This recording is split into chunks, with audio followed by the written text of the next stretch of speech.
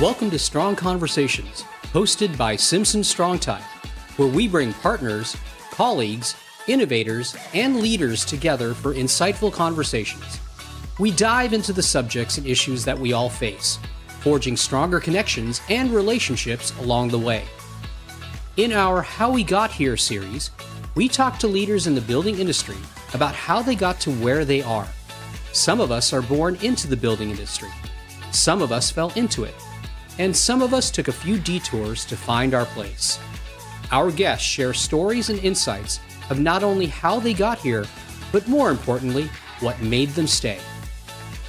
Chad Scuncio had to leave Simpson Strong-Tie before he realized that this is his home. Listen to Chad's incredible story about how he got started, the detours that he took for family and personal growth opportunities, and how he ultimately landed as a senior national builder manager with Simpson Strong-Tie.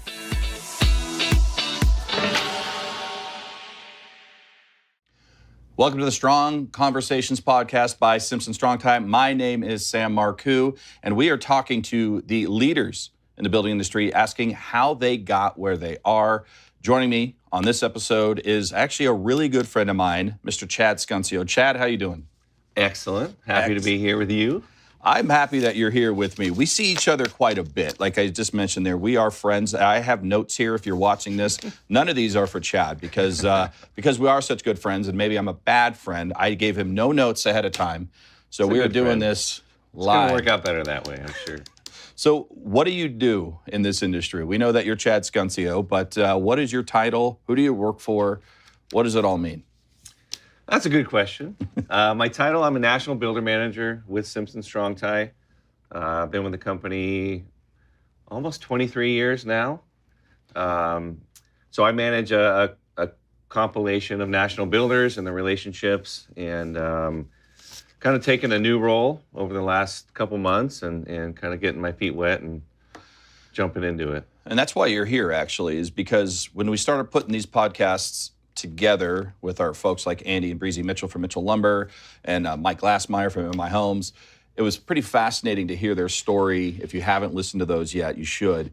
But where they started and how they got into the roles that they're in. Yeah. And when we were talking about this, and we're here in Nashville, Tennessee, recording this together, it dawned on me, we really need to have Chad Scuncio tell his story, because we've been friends for 20 some odd years. We've worked together at Simpson Strong-Tie for all of that time. You've had a bunch of different roles. You've been in a bunch of different territories. You've traveled all over the United States. But a couple of years ago, and we'll talk a little bit more in detail about this, but a couple of years ago, you took a role up at our Northwest branch, based out of Stockton, California, and you were the director of sales. And you told the sales team at that time your story, your complete story of how you started at Simpson, how you got here. And again, I felt like a bad friend because you and I hang out outside of work, and there were parts of that story that I had never heard. And I was just in the back of the room with my jaw on the floor going, I had no idea that Chad Scuncio had taken this path. So when we started putting this together, I thought, man, now everybody needs to know it. We're just going to tell everybody. And since you are a national builder manager, you are on the national scene, there are going to be people that are meeting you for the first time. So this is a good way to get you out onto that national scene. So let's start before Simpson. You grew up in Southern California, right? Yeah, Huntington Beach. Yeah. Huntington Beach, California.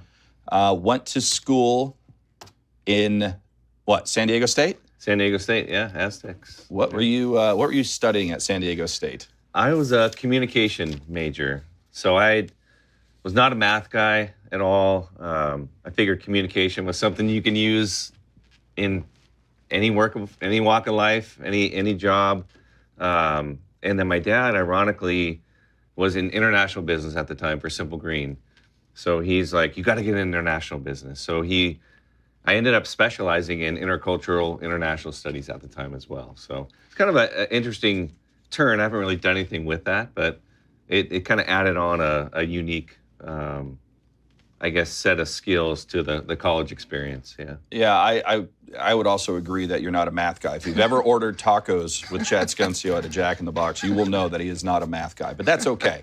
You are a pretty good communicator, which again, That's why you're here. So you leave San Diego State. You graduate San Diego State. Where did you go? Like, what was your first stop after that? Back home. Yeah. In Huntington Beach. Yeah. Yeah. I didn't do any internships. Kind of didn't have anything planned out at the time. So I moved back home to kind of get my bearings and figure out, okay, what's the next step? Yeah. Where do I want to go? What do I want to do? So I moved back home and was like, wait a minute, I don't have a plan at this moment. So got to figure something out at this time. Yeah. It was kind of an interesting transition from, going home. I didn't go too far away, right? I was about an hour and a half from home. I come back and then it was this awakening moment of, oh dang, what happens now? What do I do? What do I do? Yeah. So your dad's there, and you have an older brother, right? Yes. Are they kicking you in the butt going, hey, what's your deal? What's your plan? Where are you going? Or is that just you on your own saying, I got to come up with something? There was a little sense of urgency, yeah, from my dad. But more of it was me just figuring out what happens now. Yeah. So what happened next then? What happened next? A lot of things happened next. I actually moved up to Northern California to live with my aunt and uncle at the time. My uncle had a lot of connections in the industry. They were in the real estate market. So moved up there for a few months to try to make some connections, trying to figure out what I wanted to do. A lot of it was in the big tech. I was going to career fairs, trying to figure out, do I fit in this? Marketing was kind of something I was looking at. But at the time, they were kind of pulling back. They were laying off a lot of people. So it was kind of a bad time to be looking in that industry. So ended up moving back home. And then trying to figure out, again, kind of that moment of what's next. Yeah. What time period is this, by the way? What year are we talking about? This was early 2001. Okay. Gotcha. The end of 2000, kind of beginning of 2001. Okay. Okay. So you moved back home. You came up here. And by the way, you said aunt. I say aunt. In terms of said aunt and aunt uncle. for You some said reason. aunt. Yes. It's not wrong. It seems like a different... I mean, you're the thing communications than major, an so aunt. I'm just going to I think I'm just going to follow your lead. Yeah. And start calling I would everybody go with aunt. aunt, yeah. It's going to be weird for my aunts, though, because when I start saying that, they're going to be like, what is wrong with you? But anyway. All right. So we moved back down to Huntington Beach. We're on round 3 of Huntington Beach. You went to college, came back, come up to Northern California, start to get into that market. It's kind of a depressed market at that point, like you said, kind of shrinking. Let's go back home and recalibrate. What happens next? So I had some friends that had got into Simpson Strong-Tie late high school days, doing set crew stuff at Home Depot. Had kind of grown up with some folks that were in the industry from Simpson already in high school, and heard nothing but great things about the company. And they're like, you got to get in. There's a great company. Find your way in somehow. So I end up taking a random job interview in San Leandro for a customer service position. Had no idea what the company did.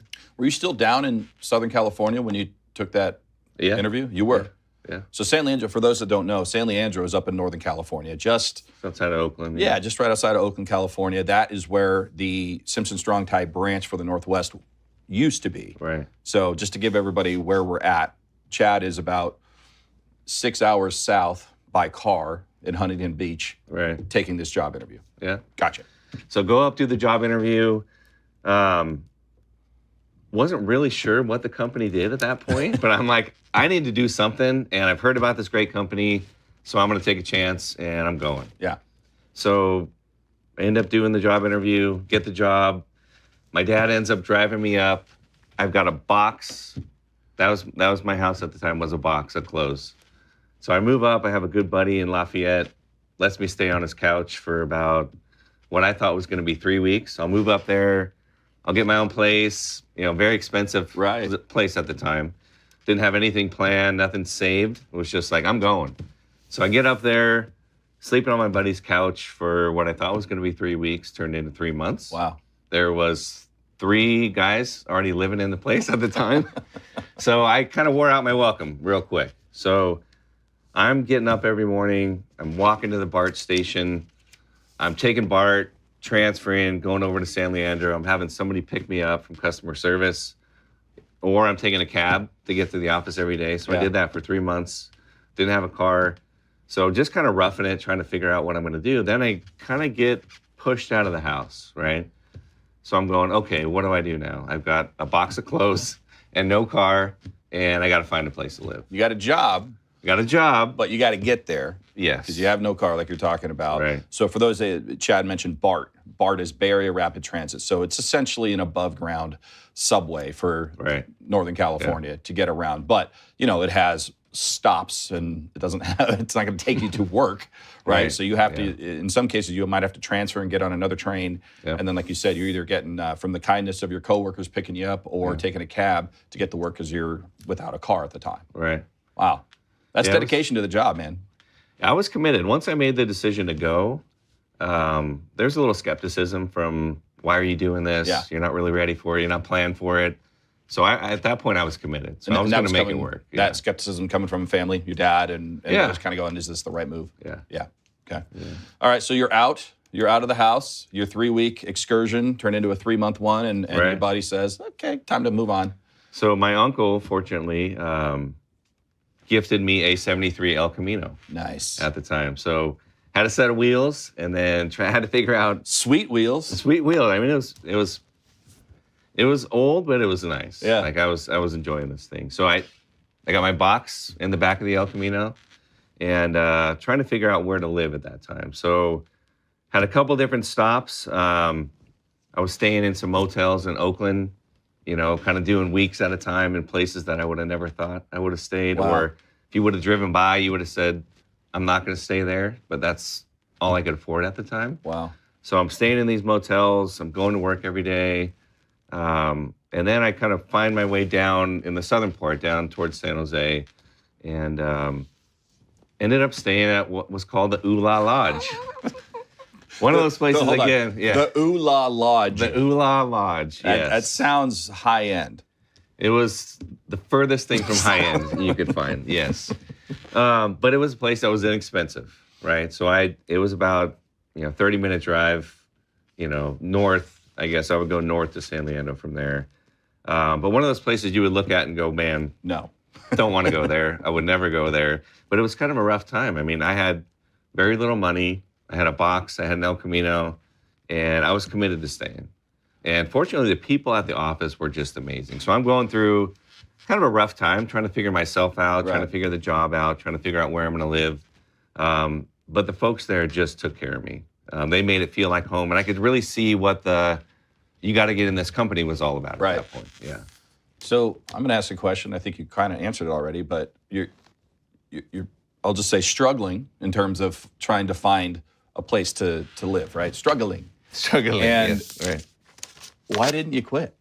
I mean, it's quote unquote just a job. You've got family down south that you could go back to. I mean, it seems like your dad was always welcoming, hey, come on back if you need to. Yeah. Why didn't you just say, forget it? It's great culture, but this is too hard.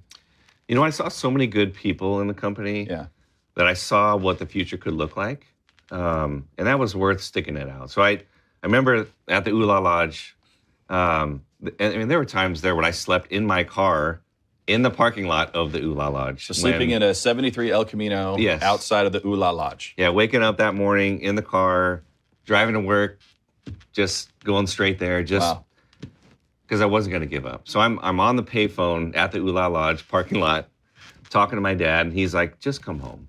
Like, why are you going through this? Come back here. We'll find you a spot. And that kind of motivated me even more. At that point, I'm like, no way. Yeah. Like, I'm not giving up. This is going to be a commitment to me, and just kind of kept powering through. How old are you at this time? I was 23. So, I mean, you're still a kid, right? Yeah. I mean, for us now, 23 is a kid. Right. I mean, it could have been very easy, and maybe some would say the smart thing to do is let's go. Right. You gave it a shot. Yeah. Let's call it quits and move back. But you're digging your heels in. I'm a young man. I'm gonna go stand on my own, and I'll figure it out. Yeah. I like it. Yeah. So you don't quit. You don't go back to Huntington Beach. You've got the 73 El Camino. You've got the Ooh La Lodge. So things are looking up. Yeah.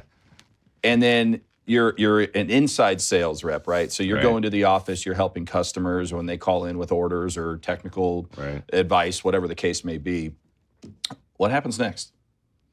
What happened next was really tough. I had to make a tough decision to actually leave the company.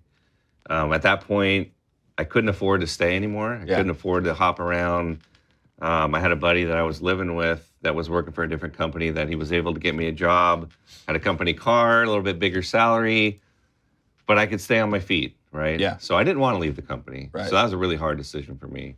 But I was able to stay where I was at, got on my feet. So I actually left for a year. And it was a tough year, but I stayed in touch with everybody, all my good friends from Simpson, people that I wanted to stay in touch with, because I knew I was going to come back at some point. I needed to get my bearings, get my life together, and then find my way back. So you leave for a year. You have a hiatus, a vacation, if you will. Right. And then you come back. Did you come back to the same role in inside sales, or did you do something different? I came back in a similar role. It's more of a quoting inside sales role for our ATS system, so our multi-story rod system. But it was actually when we just opened up our new facility in Stockton. So December of 2002, I ended up coming back. So it was kind of a cool time to come back. Brand new facility in Stockton, beautiful area. Yeah. Brand new facility. But again, it was a new, fresh start. Yeah. And I remember I was hired in March of 2002. So when you showed up, I was like, who's the new guy? And I was like, no, he's not really the new guy. He's been here longer than you. I'm like, really? Huh. Never seen him before. Yeah. But, okay, so ATS, that's something near and dear to both our hearts. We Yes. both were reps at some point. So I guess that's the next step in this. So you're a quote rep for this multi-story rod system that we have. At some point, you make the leap to outside sales. Is that next? Yeah, I did that role for a year and then jumped into outside sales. That was something that I really wanted to do. I felt like that was kind of the next step in my career was outside sales. So got into outside sales for our ATS system. ATS, yeah. And did that for 5 years. Probably the hardest start, I think. Probably one of the hardest products to sell in our company. But probably the best experience you could get. Jumping into outside sales, highly competitive industry, really tough customer base, and it was pretty cutthroat. Yeah. Very much so. Just so for full disclosure, I took the role over from Chad when he moved into another role, which we'll talk about. I have a funny story about that. So I know exactly what you're talking about. It can be very cutthroat, and you hear no more often than you hear yes. Right. But you learn to get creative. You learn to not take things personally. You learn to get better at what you do day in and day out. Because that role within Simpson Strong-Tie at the time didn't have a lot of internal support, meaning you were kind of your own department. I mean, you're answering all the emails for sourcing materials, you're quoting, you're meeting with customers, you're meeting with specifiers, you're doing it all kind of as a one-man show. And oh, by the way, over the course of about 10 states. Yeah. So you are handling a lot. You're doing a lot of travel. You are networking. You're learning a lot, which is great. It was huge for me in my career. Right. But I'll tell the funny story. So when Chad, I know this is your story to tell, but I'm going to tell it. When Chad left ATS, he took over as the territory manager for Contra Costa County, which is in Northern California.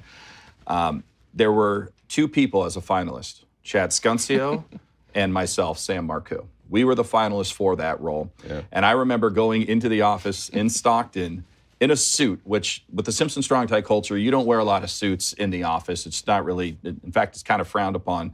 But I was waiting outside to talk to the hiring manager, and our director of engineering walked by and saw me dressed that way and starts laughing and goes, you know, Chad's getting the role, right?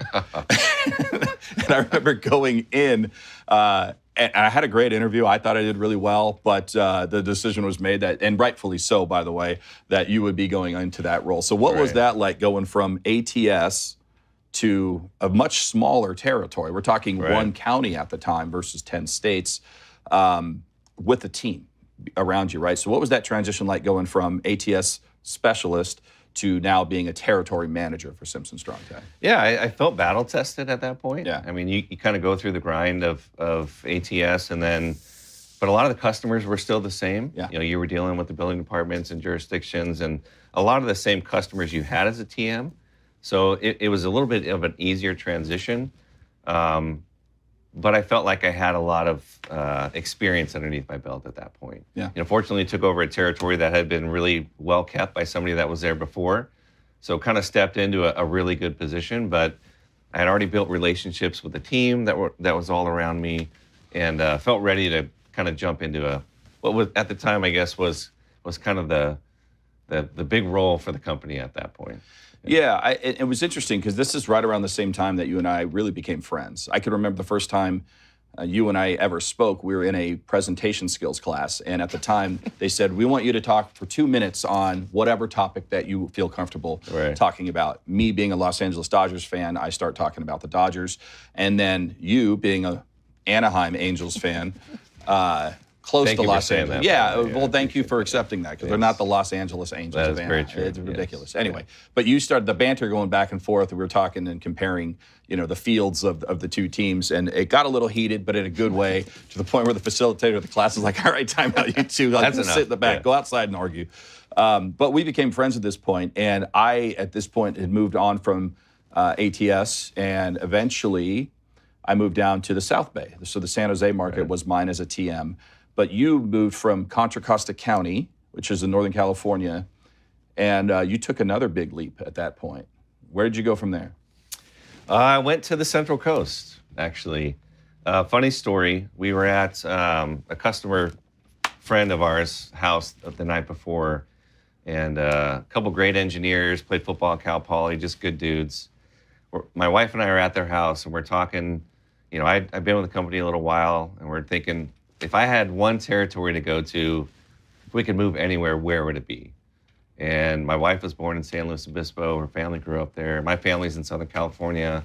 So we're like, you know what? The Central Coast would probably be the number one territory. If we could pick one, that's where we go.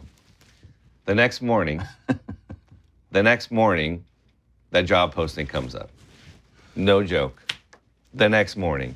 So I look at my wife, I'm like, are you serious? Like, this really just happened right now. So we're like, are we serious? Do we want to do this?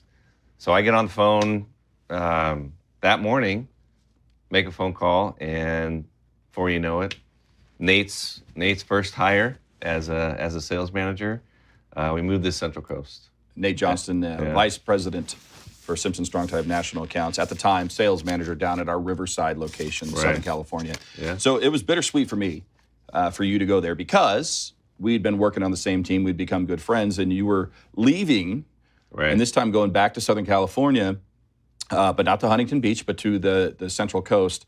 And in fact, I got my timeline wrong. I think that happened, and then I got into the San Jose market. But what was cool for me is that our territories butted up against each other. So you and I ended up spending a lot of time together because we had shared accounts, shared customers, and it was like twisting my arm to go down to the coast and have to visit you down there. So we didn't have any fun down there. No, I mean, it was very boring. It was just we just listened to REO Speedwagon on repeat the whole entire time. Yeah. We just go shopping at Macy's for stuff, purses. Sure.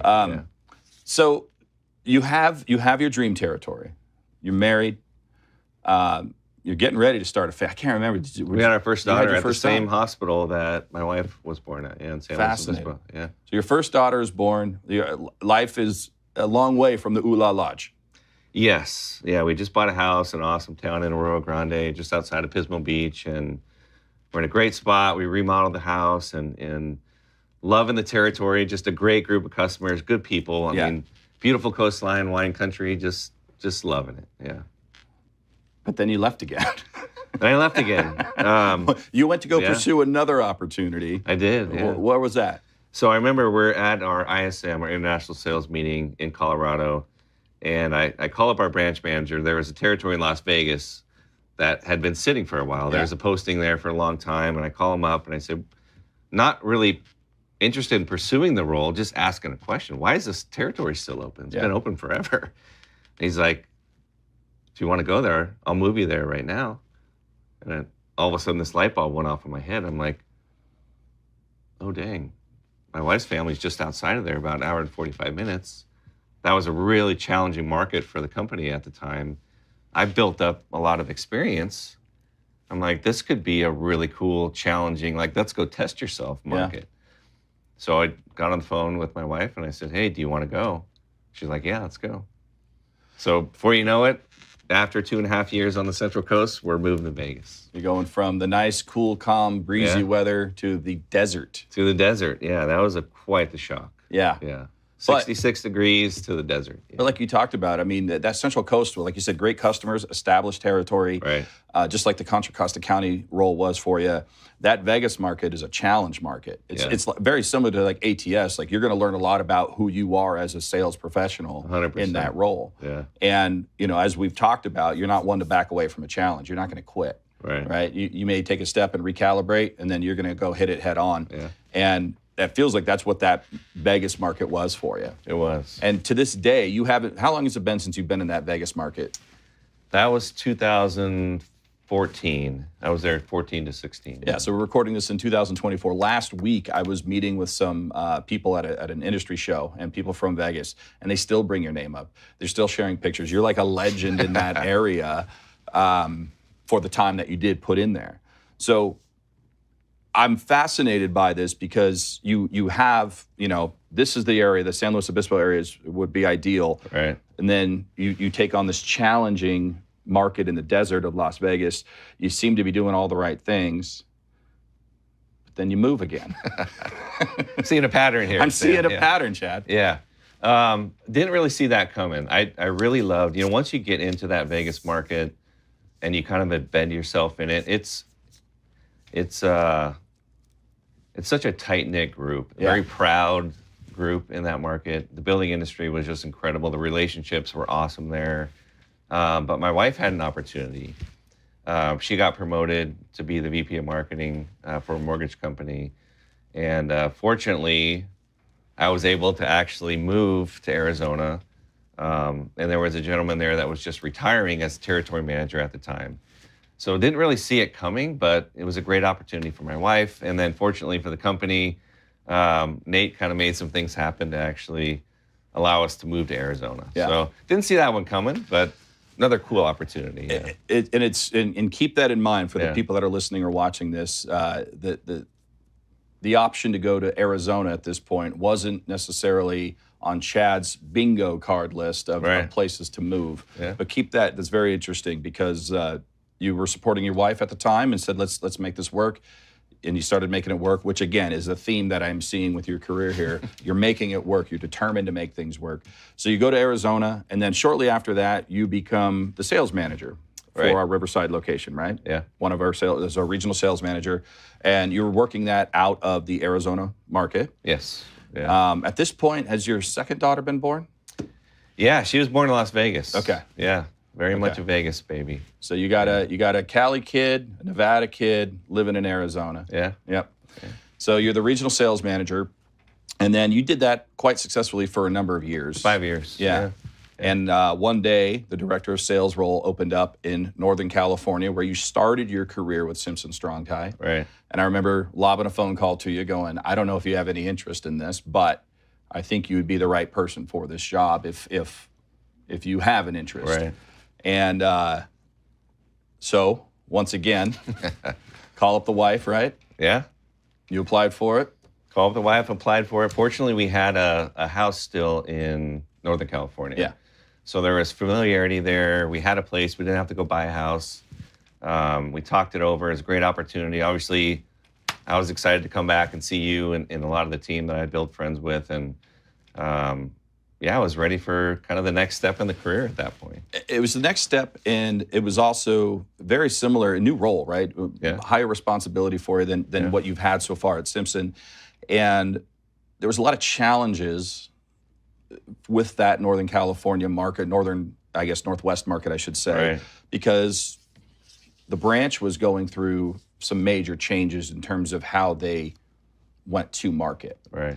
So it wasn't like you got, I got a promotion, I'm in sales, I know what I'm doing, I just got to manage the team. And there was a lot that was brand new that had to be unpacked, that we had to work through, that we had to fix.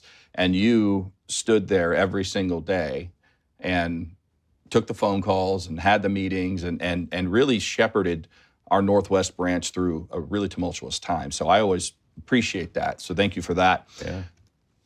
But recently,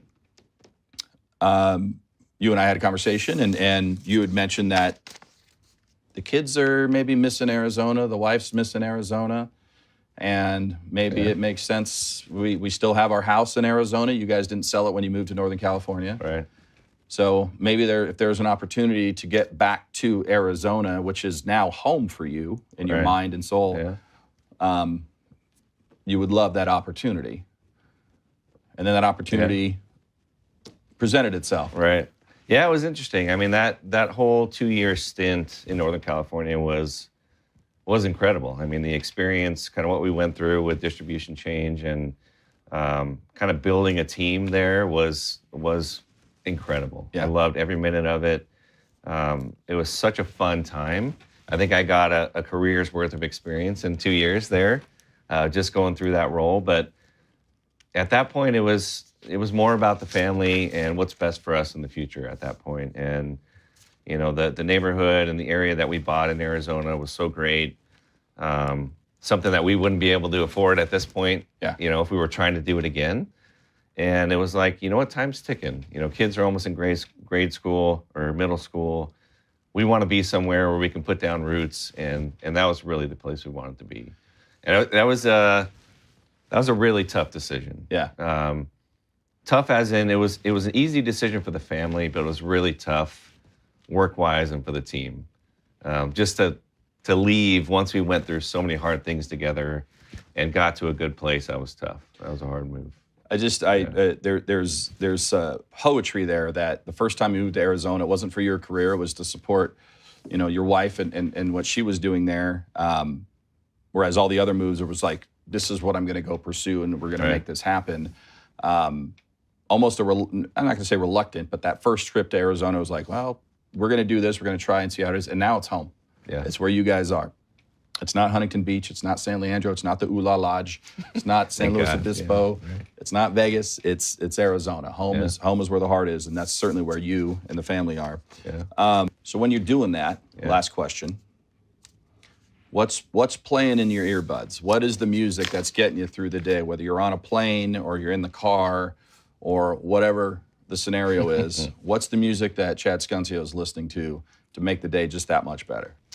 We're in Nashville, after all. We're in Nashville. A lot of modern country at this point. You know, I grew up listening to the mid-'90s hip-hop stuff that never gets old to me. What was your favorite mid-'90s hip-hop artist? That's a good question. It's probably got to be Dr. Dre. Dr. Dre. Yeah, that's a tough one. There's a lot on there, but I would have to go with Dr. Dre. And then a lot of modern country, but I still fall back on classic rock. Tom Petty, Steve Miller, you know, that never gets old to me as well. Yeah. Right on. Well, Chad, I appreciate you sharing your story here. I can never not laugh when I hear Ula Lodge. It is the best. I don't know. If are they in business? Are they still in business? No, they tore it down. It took me a while to find a picture when I did that presentation in Stockton. I found an old picture of it, and it had some flashbacks. Wow, for sure. But yeah, they tore it down and put some new developments in it. Yeah. Well, if the trademark is out there, if somebody can get a patent on the Ula Lodge, whatever the case may be, I think there's a marketing opportunity there. But thank you, man. I appreciate you sitting down, sharing your story. Anybody listening to this, it's incredible, just the journey, the determination that you had to make it work, whatever it was at the time. And it's been a pleasure and an honor to be your friend and your coworker for 20 some odd years. Yeah, same here. And I just want to thank you again for being here on Strong Conversations. I'm going to thank everybody for listening and watching the Strong Conversations podcast. Stay tuned for more episodes coming soon. Thank you for joining us on this episode of Strong Conversations, where we got an in-depth look inside the minds of leaders who are reshaping and advancing the world we build and live in.